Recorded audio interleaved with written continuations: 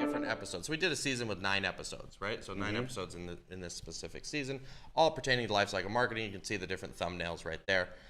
And with each of those, then, so if we look at just the first one, we were able to do, I think, what you just described. Right. So you said that you're able to use it through all these different different parts of your funnel, because you were able to chop it up.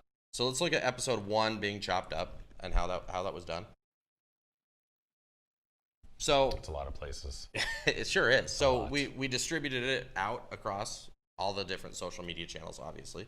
But then when you chop it up, you see the small thumbnails there. Right. That's what you're talking about. Just to give a visual for exactly what you said.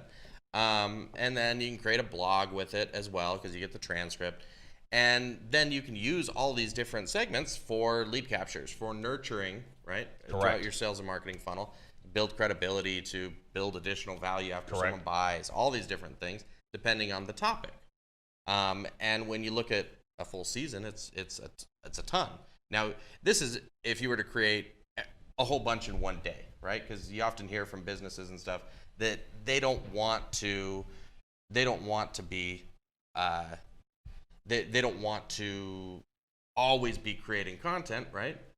So I would say I like creating content, and but there's the not wanting to create content, and then in my opinion, I think the type of content that people create.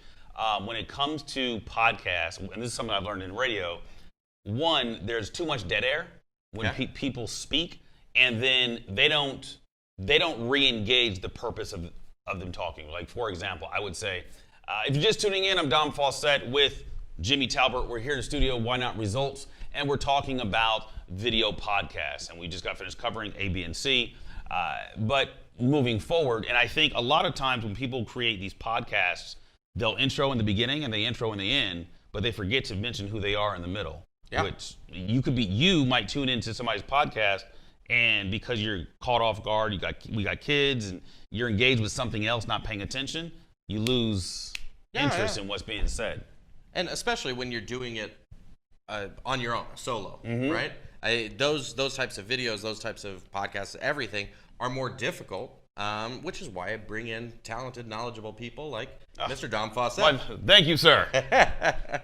Is because to kill some of that dead air time, and to have someone to lean on for ideas. And I would say it's important.